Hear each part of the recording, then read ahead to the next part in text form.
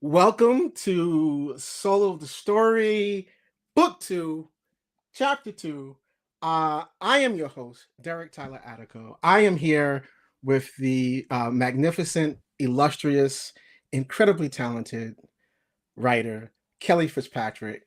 Kelli, how are you doing? I am doing fantastic, Derek. Thanks so much for having me. This is going to be a lot of fun. If I can keep this in my ear, this is be even more fun. But this is going to be a lot of fun today. It's great to have you here on Soul the Story. I wanted to have you on, but I wanted to wait until your book came out. Carol Danvers, Captain Marvel, Carol Danvers Declassified. This is a really incredible book. There's a lot that I want to talk about in here, but before that, I just want to get to talk to you and get a little bit, just talk to a little bit about you. So my first question for you, Kelli, is where are you from originally? I am originally from rural Michigan. So I grew up on a family farm in the small Ooh, town of Beaverton. And I just absolutely love Michigan. It's got a whole bunch of little lakes and then, of course, the Great Lakes. right. And it has beautiful four seasons and some really fascinating lake towns. And yeah, it's just a really nice place to live. Well, we've talked about that, but that sounds nice. And growing up on a farm, that must be a little bit, well, at least for me, it feels like it's a little bit different. I don't know if it felt different for you. Was it any different growing up on a farm as to maybe like growing up like actually in town and that kind of thing, or for more urban setting, or what was that like? So the area I grew up in is a very agricultural area. Hmm. So a lot of folks that I knew were either living on farms or their grandparents owned farms or something like that. So I was not really used to living in cities until my adult life, and even then, I've never lived in like a metropolis. It's Great. always been sort of medium-sized towns. So I'm very much a rural person at heart. Wow, wow, wow. But that gives you a different perspective, I would imagine. And I think we see that in a lot of your writing. So let me ask you, what was that first spark of creativity that you had? And was it writing? Was it something else? Was it as a child? Was it as a young adult? What talk a little bit about that. Yeah, I think I always have been kind of artistic Hmm. in some way. And my mother was also. She was a gardener and a seamstress and a crafter. So she did like painting projects and sewing projects and things. But I really liked drawing and painting and writing, particularly poetry. I think the earliest like piece of writing of mine that I have is this little like scribbled poem about crayons that was It's a definitely great written. topic. I know, right? Definitely written before I was in school. So yeah, I was just really encouraged by both of my parents Wow. to kind of cultivate that Hmm. artistic expression and mindset, and so that kind of manifested across a lot of different mediums. I was also a percussionist, as a child, and so I got some music in there. And yeah, it was later on in my adult life, after I was already a high school teacher, that I kind of picked writing back up as a sort of special art that I really wanted to Right. cultivate professionally. Wow. Were you also did you deal with any like art as well, or Yeah, so I was a muralist in my town. If you visit the town of Beaverton, Michigan, you will find several murals across town that I painted. wow. One is of like oceanscapes, a Okay. bunch of undersea life, and another one is there's a cute little ice cream shop in town, and so there's like an ice cream cone and things painted on the side of that. I did all those when I was a teenager. Wow. So that was really just like a fun way to spend summers and things. But still, I mean, that's amazing, and it's still there. Those Hmm. images, those murals are still there. So that has to be rewarding. So, um, why? Okay, you did mention that you were an English teacher, but why writing specifically? What was it about writing that spoke to you? I think it's because I was a reader when I was a kid. Hmm. My mom, well, both my parents actually were readers, and so I was encouraged. We made constant trips to the library and came home with stacks of books and watched LeVar Burton on Reading Rainbow, and you know, um, Right. definitely followed in that sort of vein of like, but you could just get lost in stories, Right. and I really loved the imaginative transportive aspect of being able to just step into these other worlds. I love stories Mm, about outer space, about fantastical realms, about possibilities in the future. And so, the older I got, the more I was kind of reading, and so I encountered science fiction novels like Ray Bradbury and Isaac Asimov and Ursula K. Le Guin fairly early. hmm. When I was in high school, and those made a very profound impact. Robert Heinlein also, Kind on the me. greats, the giants. Yeah, the greats, right? Right. Right. Along with lots of other ones that I've probably forgotten, but um, and I was just kind of fascinated with the power of those stories to kind of uh, open up my method of thinking. Hmm. And so when later on, when I was a high school teacher and I was helping students figure out how to write their own like short stories for class and things, that kind of pulled me back into this realm of like, you know what? I used to really love doing this. And so some of my students really wanted to, or rather, I learned about National Novel Writing Month, Right. NaNoWriMo. NaNoWriMo. Yeah, Right. and, I got really excited about it, I thought it was cool, and so I asked some of my high school students if they wanted to, like, do it with me, and we would just, like, meet up at lunchtime or whatever and write, and a bunch of them, like a dozen of them were like, "Yes, let's do this," and it kinda blossomed into this whole after-school writing club, that we got to write really regularly, Wow. and that kind of just, like, was exciting and made me kind of fall in love with writing all over again. Wow. So yeah. Wow. So you mentioned you've been a high school teacher. So um, I presume that you chose to go into teaching as a career, right? And Yeah. why that? Why teaching? Why high school teaching specifically? Yeah, so I had a lot of really great teachers when I was in school, and some of them were really formative to helping me see my own potential and Mm. the options that were out there, and helping me learn how to think critically, how to examine different points of view and perspectives, and I really respected that. Mm, But I also just found that I kind of excelled at reading and writing, and so I often was asked to like explain it to peers and help teach, things, and I really liked doing that. I really liked mentoring people and helping others. And so I thought, well, there's a career here that is also public service. Like it's public education in particular is a service to society, and I thought that was a good way to spend at least part of my career would be to be teaching, and I really like kind of dealing with the higher level content. So I right. really wanted to work with high schoolers and college students, and particularly helping young people figure out what they want to do with their lives and what Wow. problems in the world they want to solve, and what is my voice and how do I use it. And so those were really the things that I focused on as an educator. How many years did you do that for? I taught high school full time for 8 years. Oh wow. And then I taught college. I currently live in Iowa. And so I've been teaching college here for, 1, 2, 3, I think I'm on year 3 or 4 Yeah. of Yeah. doing that. Wow, wow. That it's I've done some teaching, but nothing in the high school or level. I know it's incredibly rewarding. Um, so you did the NaNoWriMo with the kids, with the kiddies, with the students, with your students, right? And so you start writing your own material. Um, Maybe this is a fast forward or not. Please let me know.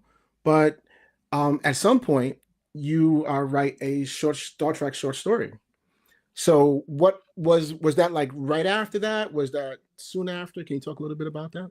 Yeah, sure. So I spent a couple of years kind of messing around with writing. I was trying to write a novel. I was also actively participating in flash fiction contests, particularly through a company called NYC Midnight. Right. They do flash fiction competitions, screenwriting competitions, where you get a prompt and you have 24 hours to write a story.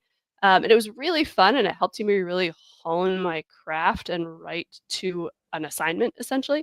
Right. Um, and so I was kind of doing that, also kind of investigating, like, what does this mean to do this professionally, and what are the opportunities for publication and things like that. And also attending like some writers workshops and some classes and things.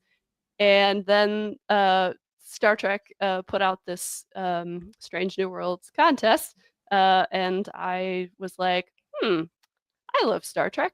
I think I can write a short story about a Star Trek character. Like, let's give this a shot.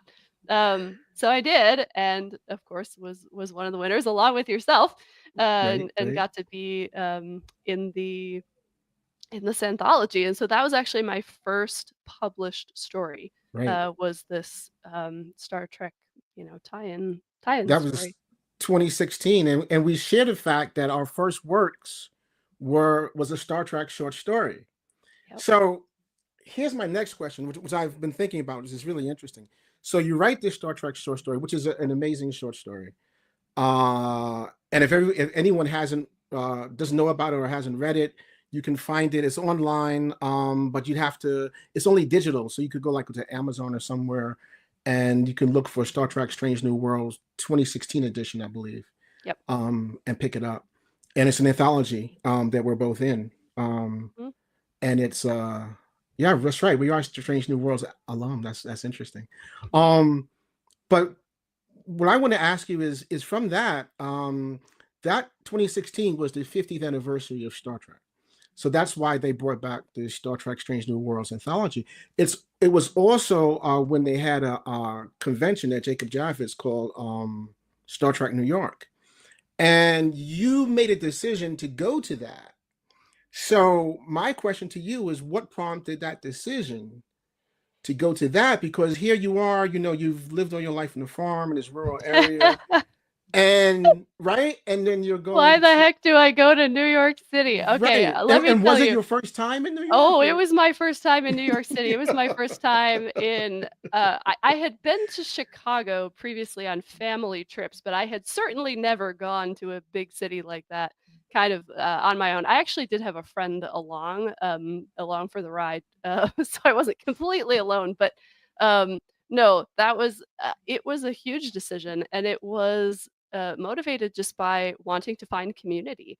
I wanted to find other Star Trek writers, other folks who were interested in Star Trek and tie-in things. And so I figured, you know what? The 50th anniversary only comes around once, twice a century. So why don't I right, take advantage actually, of right, this really and just once take ever. it take a risk? I had Yeah. no idea if it would, equate to any meaningful connections. Right. And lo and behold, I reached out to all of the writers who were in the Star Trek anthology and said, "Hey, are you going to Star Trek Mission New York?" And Derek was the only one who wrote back and said, "Yes, I am going to be there." And I was like, "Would you meet up with me? I would love to meet you." And a beautiful friendship was born. Yep. Yep. Exactly. It was But great. yeah, It's been it great. really was a shot in the dark of like, Right. well, this is as likely a place as any for me to find folks who are kind of interested in these things that I'm interested in and now hopefully on the path of. That's incredible though. 'Cause I was thinking about it earlier today, and I was like, wow, that's kind of nuts to say, hey, I'm going to do this thing. I'm not from the big city, and I'm going to go to New York, and of course, New York. every big city has all these stories of, good and bad about it. But I'm going to do this because I want to find a community, and I think that's really cool. I think that's really cool. So you've done that. We met up, which was really great. From the moment I met you, I was like, oh wow, this is the kind of person that if you're lucky, you just keep in your life your whole life. Oh, And thank it's true, it's just one of those people. It was just easy to it was obvious. But after that, I'm a little curious. I know during that we had some conversations about like what to do about in writing. But after that, you go back home. What happens in regards to your writing career? Do you say, "Oh, I'm just going to go back to teaching and maybe put my toe in every so often, or I'm going to leap in, head first"? What happened after that? At that point, I was kind of all in. And I was like, this will be a career, whether it's my second career or whether it becomes my primary career. This is something that I love doing and I love engaging with. And I actually think that like for me, writing and teaching go very well Mm. together Mm-hmm. because for me, like writing is a very kind of solitary thing where you're kind of down in it for yourself, and teaching is a very outward facing, serving others kind of profession. And when I'm really in it and writing, I'm a better teacher because I'm Mm. I'm engaged in my passion and my students can see that.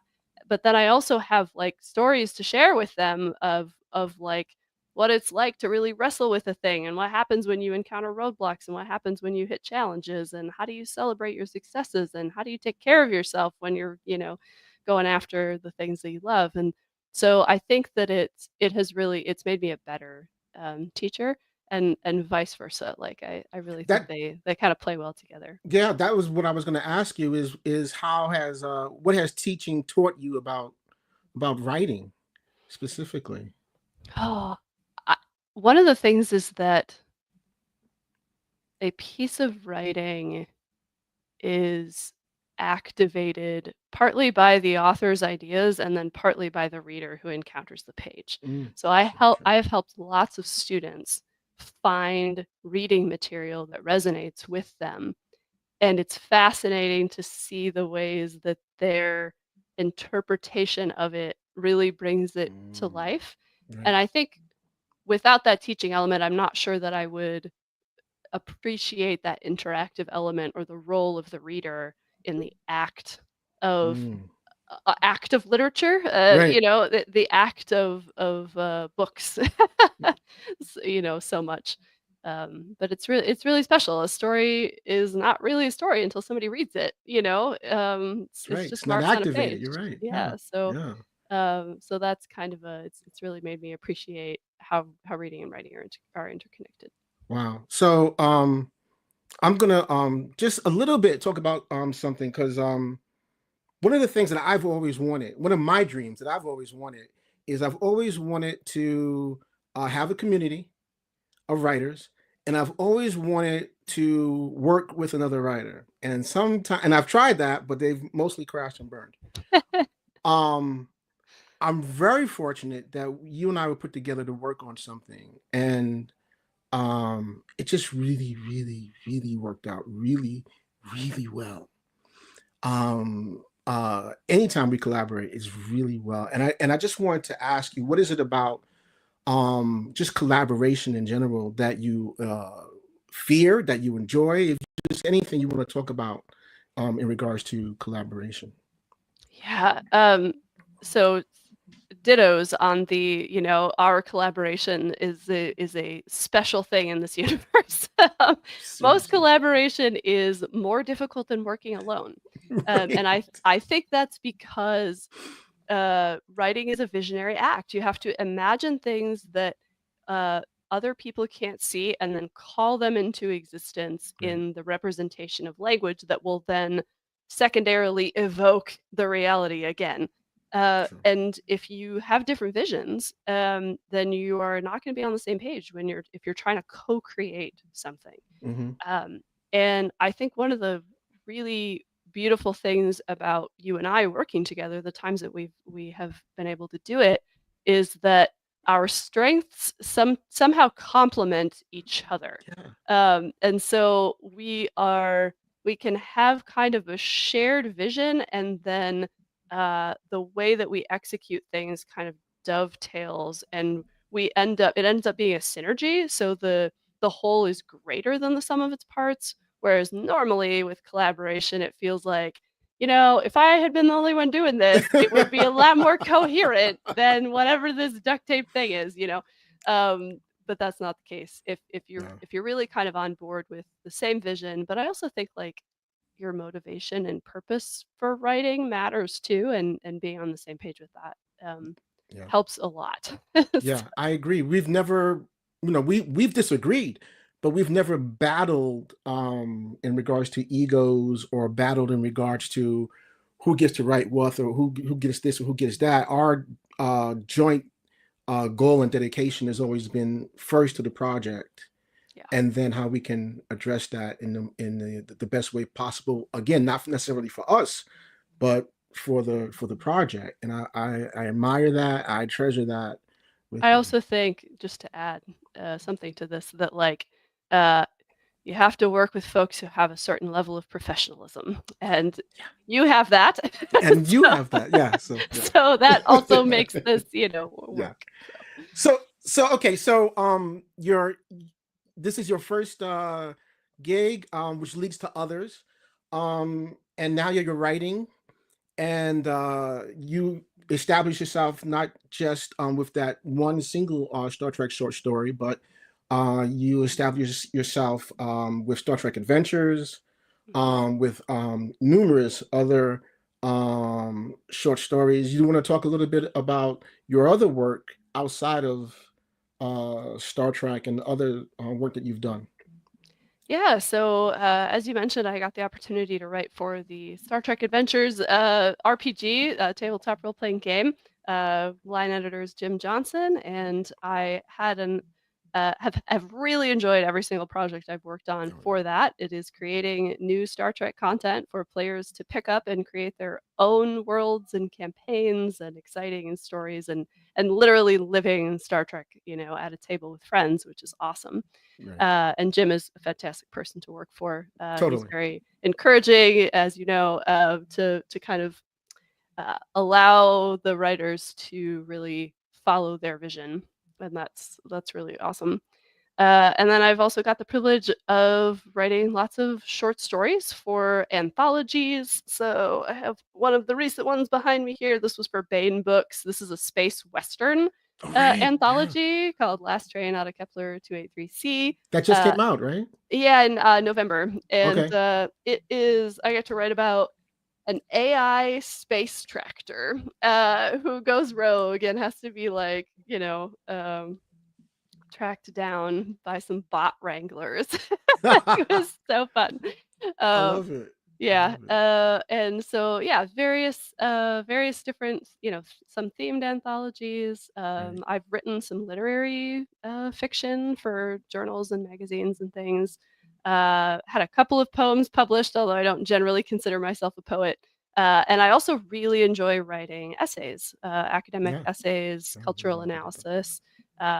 I kind of have like, one foot in academia, and so getting to write about some of my interests on those fronts, pop cultural analysis, philosophy, women in science fiction, all those things. And I love that the the theme that you can be found in a lot of your work is certainly agency for women, which is fantastic. And speaking of agency, um, you make a decision to get a master's in creative writing. Yeah, this was a So very yeah, sorry. so I'll let you finish your no, I question. was just gonna say, can you just talk a little bit about that? Because uh, I could say that I've wrestled with that, but I've always found it remarkable for individuals that say, I'm going to make that leap. I'm going to go and, I've gotten my college degree, but now I'm going to get a master's in something I love and do it. So, can you talk a Yeah. little bit about that? So, after I kind of broke in 2016, I spent a few years, writing. I was doing fairly well with short stories and Right. game writing, but I was really kind of struggling to finish a novel, and really feeling like I was a little bit adrift and not really sure. The book just seemed like a different animal that I was really kind of having trouble with, but I knew that was a direction I wanted to go. I Hmm. wanted to be a novelist. And so I did some workshops, did online classes, kind of tried to DIY it as much as I could, and then kind of reached a point where it was like, okay, if I could have some mentorship on this, and also like time and space to really focus on it, I feel like I that would really help, my career. So I started looking into it, and the U.S. has many fully funded MFA programs in creative writing. You have to pick up and move there, and you're doing grad school for 2 or 3 years. But I was sort of at this critical juncture of like, how serious am I about my writing? Right. Of course, the kind of difficult part of it was like I also loved my teaching job, and didn't really want to leave. And then the pandemic happened and things got all disrupted. So I Right. was like, well, this is a good time to kind of make this pivot. And so decided that I would apply to grad school. Got into Iowa State University's MFA in creative writing and environment. It was an environmentally themed MFA, Hmm. and did a minor in philosophy and wrote a sci-fi novel as my graduate thesis. So, Uh, but before I'm interrupting you briefly because I want to know, why did you want to transition to novels? Why not just continue doing short stories? wow, that's an excellent question. Um, I think one reason was just that I had several novel ideas in my head, like, and I had outlines and I had ideas, but then when it came time to actually execute it on the page, it just seemed very big and unwieldy, Hmm. and I would write myself into a corner and not really know, where to go from there. But I think also it's maybe a little bit of just ambition of I love reading a good book and I would like to write a good book. you know? Um, so it was something I wanted to conquer. And yeah, I decided that I was gonna put the time and effort into figuring it out. Okay. So, like New York, like the trip to New York, you decide I'm going to do this, right? No, Yeah. really, right? You decide I'm going to do this. So you're in the MFA, and obviously the whole point, or the idea of the MFA is to come out of it able to complete a novel and also understand storytelling, the mechanics of storytelling. So you're working on your novel, you're working on completing your novel, and we're going to talk a little bit about your that novel as well. But while that's happening, something else happens. Yes. Something I was not expecting Not for a while expect yet. Right. So can you talk a little bit about that? Yeah, so in the spring of my second year, so my MFA program was a 3-year program. So about halfway through my graduate program, I was contacted by Ben Bella, the publisher, and asked if I was interested in a tie-in writing contract to write a Captain Marvel officially licensed tie-in novel. And I uh, blinked several times, made sure I was reading the screen correctly. Um, so actually, the first thing they said was, "We'd like to offer you something, but you have to sign an NDA before we can tell you what it is." I Of was like, "Oh, course. this is gonna be good." This is gonna be good. It's an NDA involved, right? Yep. And so then when I found out what it was, I was like, this is amazing." Um, so I'm a huge fan of Carol Danvers, and the chance to get to write any well-known character's life story, as you know, Right. is Right. an absolute honor. And so I was deeply honored and very excited to take that on.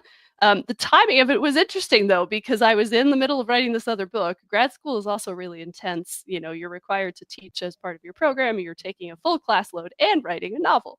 And I also had all my other like active writing career still going. I was doing, contracts and short stories and stuff. Hmm. Hmm. Um, but there was no way I was going to turn this down. So I made it work. It was a heck of a year to write. Essentially, I wrote my first 2 novels simultaneously in about 6 months. That's nuts. Yeah. It's nuts. But I mean, it's great because it is literally a trial by fire, right? But it's nuts at the same time. Yes. Yeah. So, okay, so we've been talking a lot about choices and choices you made in guiding the soul of your particular story, right? So I'd like to know in regards to Captain Marvel, because the theme that as I was reading it, it just struck me that one of the themes of this book is choices and the decisions that Carol Danvers makes. It says you cannot miss that that's a theme of this book. So can you talk a little bit about, and I know the release was only like last week, so we don't want to spoil a lot or any, but can you talk about like your framing device, which I think your framing device, which is really interesting because I chose a very unique framing device for Cisco, and you chose a very unique framing device for this book that works so well for this book. It's nuts how and crazy and great, nuts in a good way, how good this framing device works. So can you talk a little bit about that? Yeah, so one of my favorite parts of this assignment was that Marvel's assignment to me was come up with how you want to frame the story. So if you're not familiar, the Declassified series is a series of books, each focusing on one Marvel hero that tells their life story. But it's called the Declassified series because there is a group of formerly classified files that have recently become declassified and available to the public. And so in addition to these files actually being recreated in the text, you also have the character telling their own life story or others telling their story for some reason. There's got to be like an event or an occasion for this to happen. Right. And each author was given the chance to pitch what is that reason? What is the framing device? And so because Carol's first title series was the 1977 Miss Marvel, in which she is the editor of Woman magazine, working for Jonah Jameson. I really wanted to go back to those roots of her literary editorial roots. And so the framing device here is that Jameson wants to do a special anniversary edition of Woman magazine featuring Carol Danvers, of course, for his own ends. And so he has got his hands on, he's pulled strings and got his hands on a bunch of files on Carol, never before seen, or, new takes or whatever. And he asks one of her nemesis, Ripley Ryan, who's also called Star, to do the actual interviewing because Ripley was originally a journalist assigned to cover Carol, day in the life of Captain Marvel, and then of course that goes terribly wrong, and she ends up, being a villain. Right. But so I wanted the framing device one to honor Carol's editorial history as a wordsmith, and as a writer and editor. But also I wanted Ripley in particular because I wanted a character who could counter Carol's extreme confidence and sarcasm and smoothness, who could meet her and kind of at her own game. Right. Because I really wanted Carol to be sort of pushed on some of these issues to really talk and dig and consider her life events that she was discussing. And I felt like Ripley was up to that task. And also just their past, I think, creates some interesting tension. So I had a blast with that. And Marvel loved that idea, and so they let me run with it. And so that's how the book is organized. Ripley is a wonderful foil for Carol. And that prodding that you're talking about, you've spoken about, is there, and one of the things that I liked reading this book is that a lot of it, well, most of it felt, even parts I knew, from just reading as a kid and reading the character, parts I didn't know, but it all felt personal, and it felt like what it would be like to sit down in the real world if there was a superhero and get them in a chair and just discuss and go over their life, and the things that they've done, good and bad. We see Carol as a woman, we see her as a daughter, as a sister, as a soldier, as a protector, and as an enforcer. We see her in this myriad of themes. So can you talk a little bit about that? Because Captain Marvel is a character that has changed so much over the years, and you had to bring all of that together. So can you talk about that, please? Yeah, so this was one of the challenges of this book is that Carol literally has lived many different lives. She's had multiple different careers. I mean, you just kind of named them off, but she's worked for the Air Force. She's worked for special ops. She's worked for NASA. She's been an editor. She was a novelist, a fiction writer for a while. She's worked for them. Shield. Shield, and also, I think Department of Homeland Security Yeah. and, several spacefaring organizations, like, Yeah. she's done She was a a lot. pirate. She was a space pirate She was for a a space while. pirate. She led the Uh, Avengers. I mean, it's nuts. It's just, yeah. it's nuts. So, finding, the through lines to all of those lives and finding what felt to me like a coherent identity for Carol was really central to my approach of the book. And Right. that was also something that Marvel sort of encouraged me to discover. They didn't mandate that. They said that's part of why we're hiring you is to find this, right? There's so much content from, what, 50 some years or something. Like Yeah. it's Yeah. it's It's a like that. lot of stuff. Yeah. So that was a joy, but also a challenge to kind of go through. And I wanted it to feel like this is in fact a single life by one woman, and some of these things are kind of weird. But there are definitely recurring themes, right? Identity is one of them. Mm-hmm. Like, and not just sort of how we see ourselves, but just the very basic metaphysical identity of what makes a person the same person over time. Because Carol loses her memories and her emotions toward her memories several times. They're taken from her, and so she feels like a different person all of a sudden. But she's always able to come back to that sort of touchstone of who she is. And I think being a protector is very at the core of that. Mm. Being resilient, she just does not give up. She fights for her values and she lives by her values to the absolute bitter end. And so I felt like there really were some things that were tying her together, but I also feel like there's a lesser appreciated aspect that resonated with me, and that was her curiosity and her desire to go and explore and to see. And so I think we really see that in her binary era, and in the several times where she leaves Earth and joins some spaceship doing something. The Starjammers are one time. She goes with the X-Men on trips, and she just kind of just goes off. She goes off in her own spaceship, Harrison, which is one of my favorite arcs. So yeah, I really really enjoyed kind of finding the heart of Carol Danvers.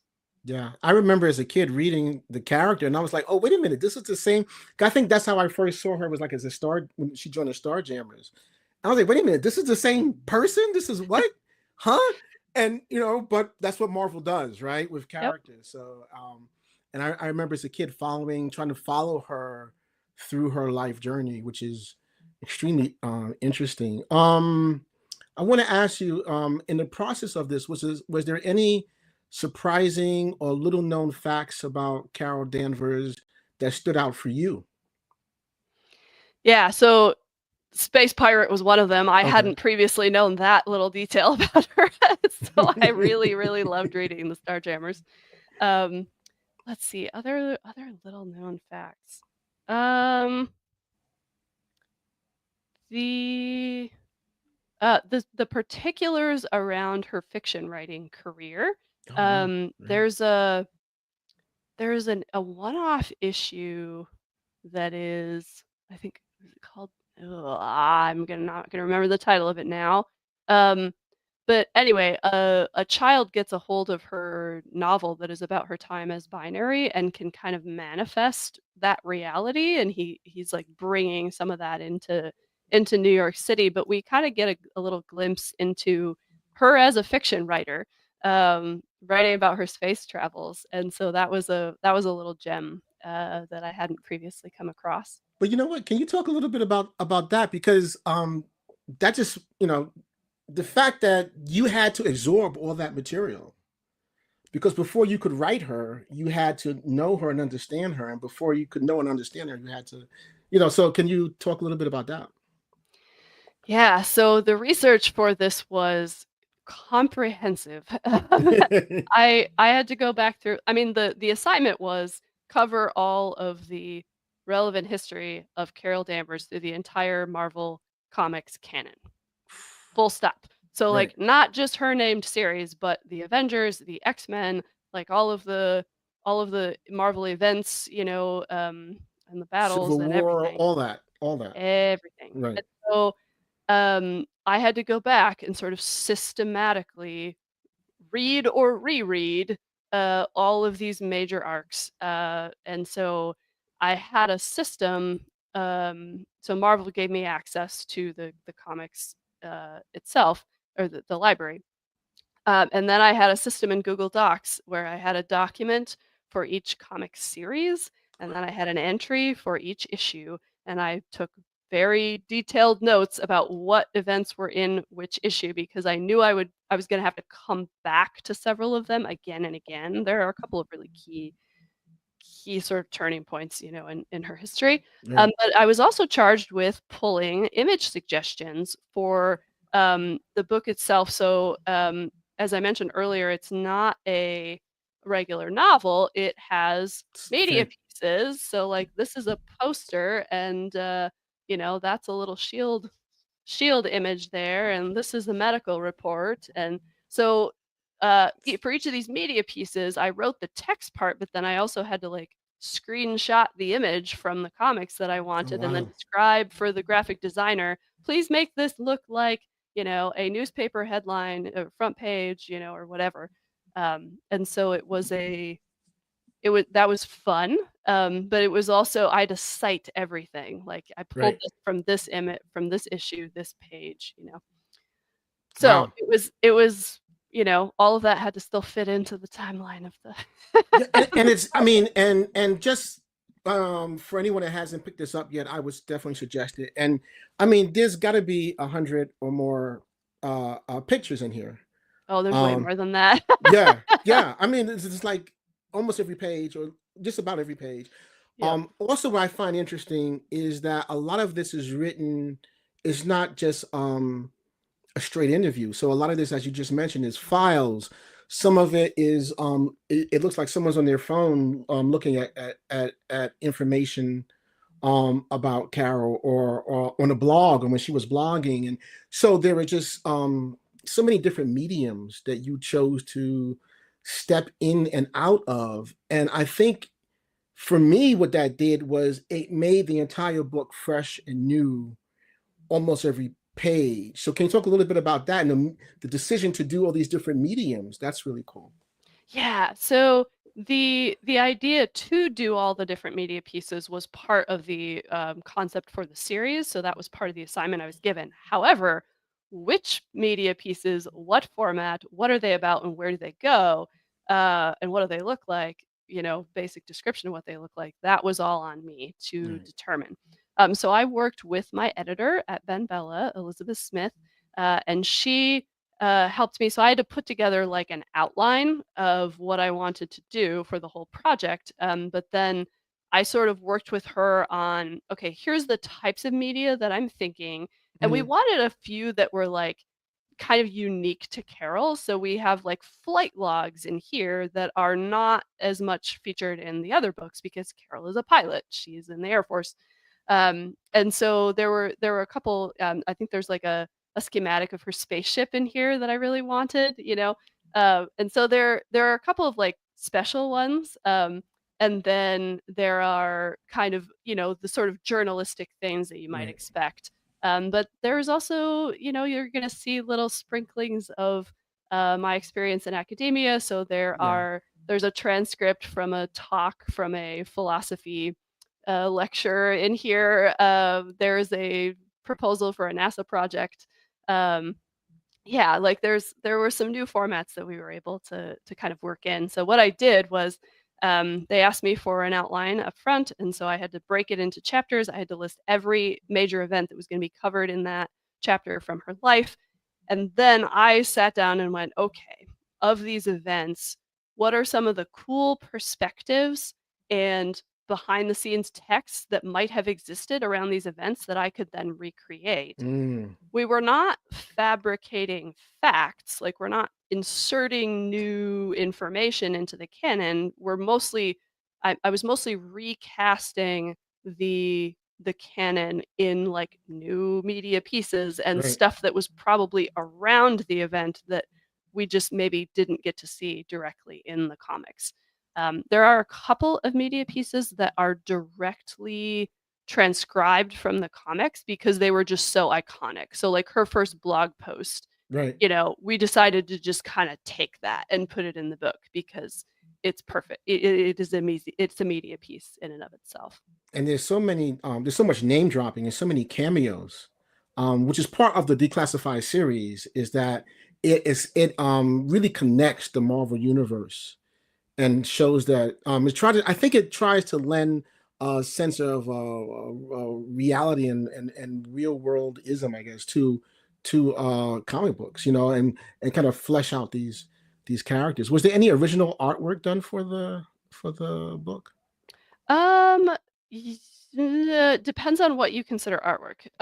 So we were trying to mostly use artwork from the comics, but there were some places where the designers had to kind of take something, kind of recast it Hmm. or Hmm. redesign it.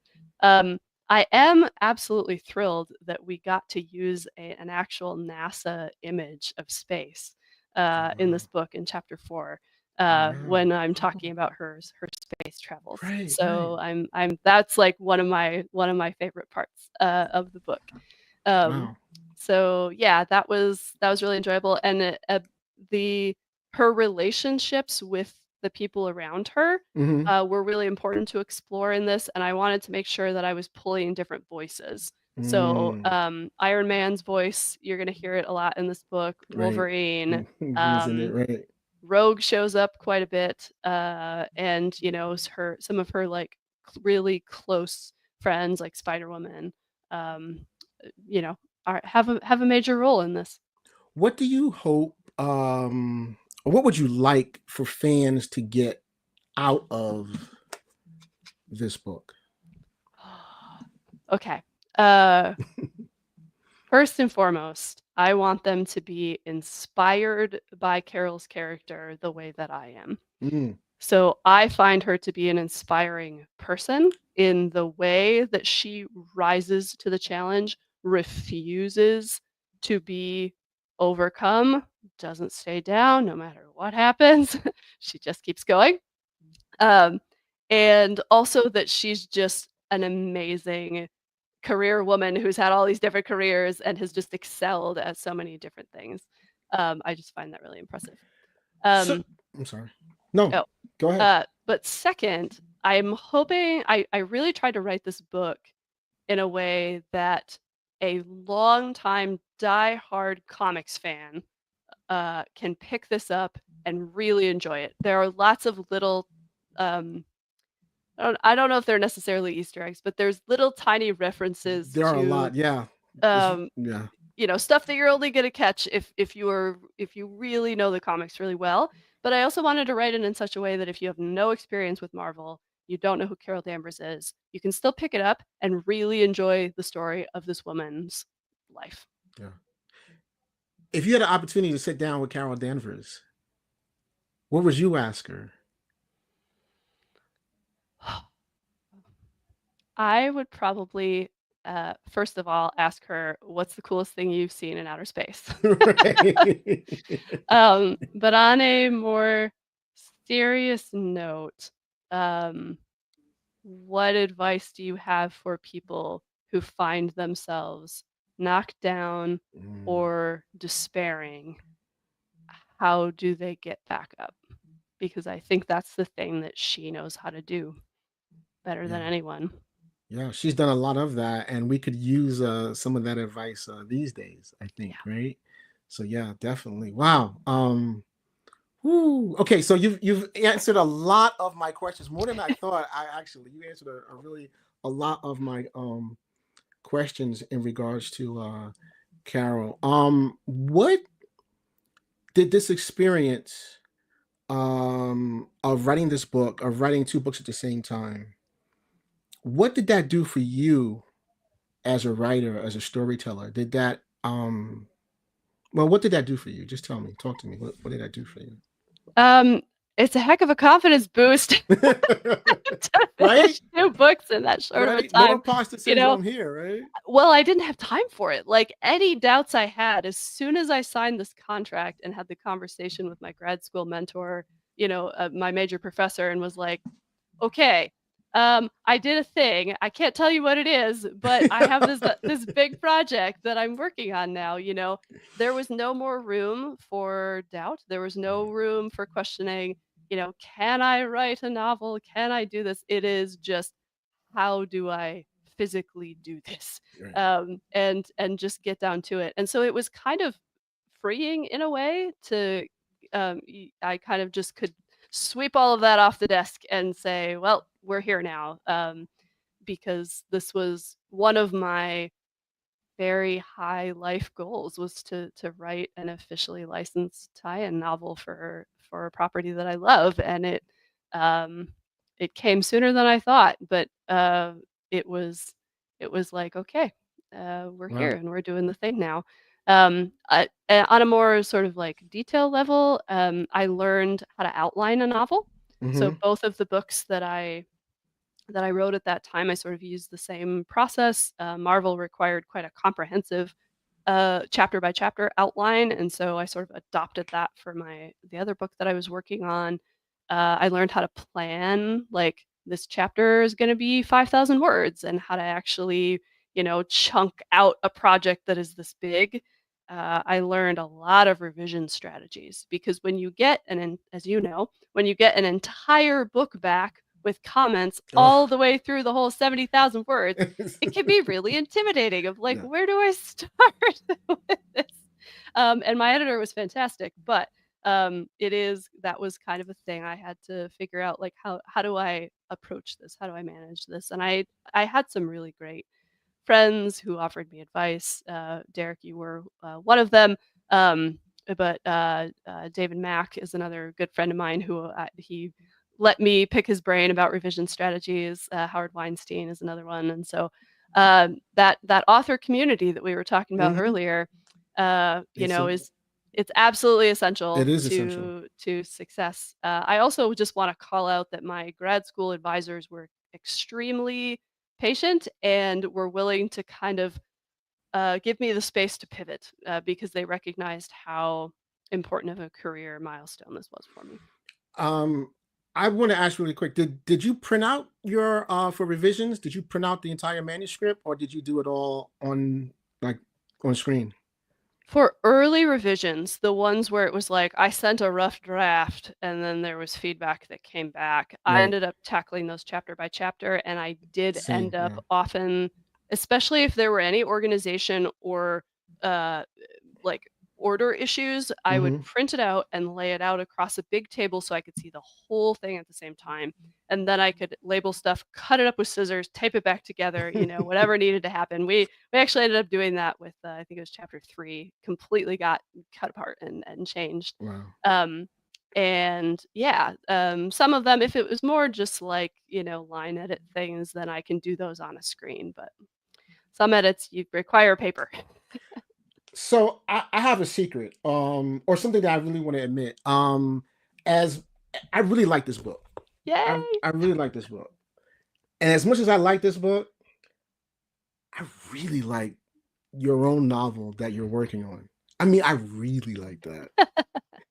So, I don't know if you want to talk about it at all, or reveal anything about it at all. But I know it's like near completion. Yep. We've talked about it. You've read a chapter, which was like nuts. It was like so good, so good. So anything you want to talk about in regards to that, please, anything you want to say about it, please do. Yeah, so I can give a little teaser here. It's an original science fiction novel that is near future apocalyptic. And it is the premise is that there's a satellite with some nanotechnology that crashes back to Earth and infects a grasshopper population that turns into a giant swarm that can consume a lot more than grass. And the story follows four women who are sheltering in a farmhouse together in the middle of this kind of collapse. And they accidentally awaken a new kind of being on this farm and have to decide how to manage that. So that's the book that I'm writing. It's pretty much done. It will soon be going off to agents. So hopefully coming to bookstores near you at some point in the future. But I'm really having a blast with it. Obviously, I love science fiction. I love writing women's perspectives. I like rural settings. So this is kind of a really great mashup. Wow. Well, no, it's exciting. It's a really exciting story. When you first told me, I was like, oh, yeah, that's really good. That's really good. For I guess one of my last questions, because we're wrapping up. What advice would you give to your younger self, when you first started writing? Maybe because it's been like 10 years now, right? So what would you tell uh Kelli Fitzpatrick, circa 2015, 2016? What would you tell her? Or even earlier, if you want to go back, what would you say to her? I think I would say, like, the dream that you're envisioning is real, and you are the kind of person who will work hard enough and make it happen. I think when you're really early on in this type of aspiration, it seems very you're not sure whether or not it's even possible for you to kind of do this professionally, and uh, the whole journey of it has been enjoyable, but it has also been a lot of work, Mm, as you know. Like, yeah. this is not like wait for things to fall from the sky. You really have to show up every day and put the work in and just keep getting better. My sort of approach to this was like, I will just outlast any chance of failure. So, That's a great attitude. but I've had to grow a lot and learn from my mistakes and, learn my priorities and how to manage everything. But yeah, I would just tell my younger self, like, don't give up. It's totally worth it. And the feeling of getting to sit here and hold my own novel Your that own is first about novel. Carol Danvers, it's all been very, very worth it. We've put a link to the novel in the show notes. So if you're interested, which, I mean, how can you not be interested at this point after this conversation? Pick this up. You won't regret it. I'm enjoying it. I'm not fully finished, but I find myself going back and reading like other sections, because you could really drop in almost anywhere in this and you get a idea of what's going on. But it's such a great, and your use of dialogue is so good. It's so good. Between and the pictures, I can just keep going. It's really good. Kelli Fitzpatrick, thank you so much. This has been a fun hour. Thank you so much for being here for book 2, chapter 2 of Soul the Story. It's been great. It's been really great. Thank you so much for having me, Derek. This was absolutely lovely. Thank you. And before I go, I want to thank everyone that's here, whether you've been here since I've started or if you're new. I want to thank you. I want to thank this incredible community. And please don't forget to like, subscribe, and ring the bell. so that you don't miss any of these conversations that we have. Our goal is to always have authentic discussions with incredible individuals like Kelli. And if you want to get your brand in front of this loyal, story-driven audience and sponsor Sold the Story, which we would definitely appreciate, this would be a unique opportunity to connect with consumers who are not only passionate about real stories and authenticity, but also have diverse perspectives, diverse ideas and conversations. And we have great ideas in regards to supporting brands that they believe in. Whether you're a small business or an individual, our community is engaged and ready to make meaningful connections. So just click the link in the show notes. It talks about how to sponsor, or visit syfysisters.com/sponsors to learn more about how you can be part of this great conversation. And thank you all so much. Thank you, Kelli. Thank you, everyone. And join us again next week, next Tuesday, for what's happening on SyFy Sistas Inc. Thank you so much. Thank you, everyone.